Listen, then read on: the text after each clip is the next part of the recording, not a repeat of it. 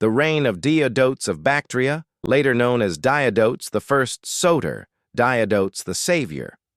Born around 300 BC, Diodotes began as the Seleucid satrap of Bactria. But the eastern provinces were far from the imperial heartland, and local rulers grew powerful. Around 255 BC, Diodotes declared independence, breaking away from Seleucid control and establishing what we now call the Greco-Bactrian kingdom, a realm of Greek language and art set amid the mountains and steppes of Central Asia. Soon after, the new kingdom was tested. The Parthians, led by Arsaces, invaded from the west. Diodotes successfully repelled the attack, defending Bactria's independence and minting coins that proudly bore his name. He ruled over a rich and thriving country, connected by trade to India, Persia, and China. Some ancient sources even suggest that Diodotes strengthened ties with the Seleucid royal family, possibly marrying a daughter of Antiochus II.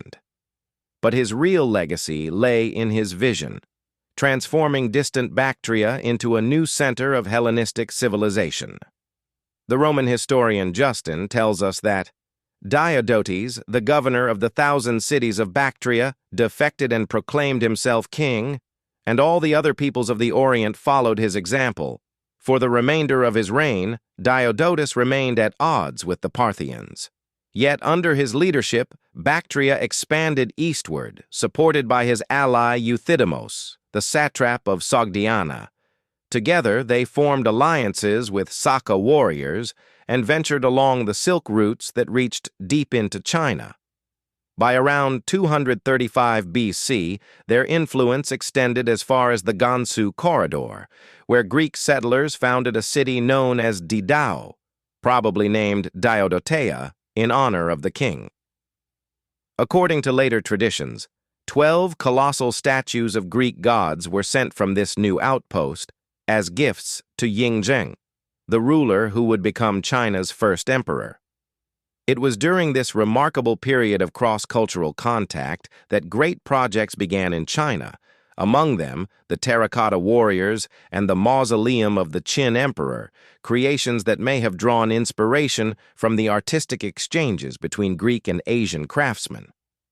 Diodotes I died around 235 BC, leaving the throne to his son, Diodotes II Theos, Diodotes the God.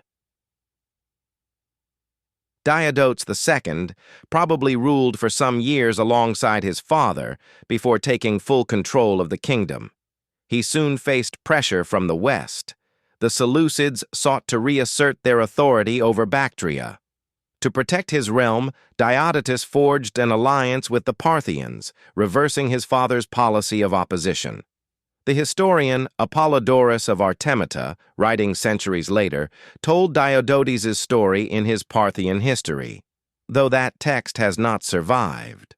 What we know comes from later writers like Justin, who described how the Parthian leader Arsaces celebrated peace with Diodotes II after the death of his father.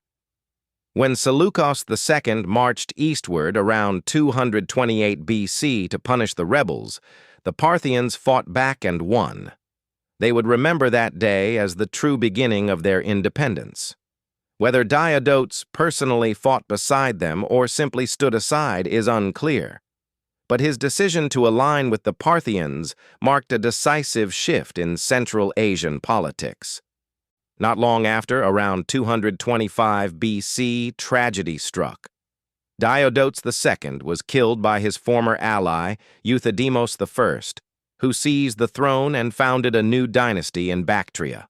And so ended the line of Diodotes, the man who transformed a remote satrapy into a kingdom, and his son, who navigated the turbulent frontier between Greece, Persia, and China.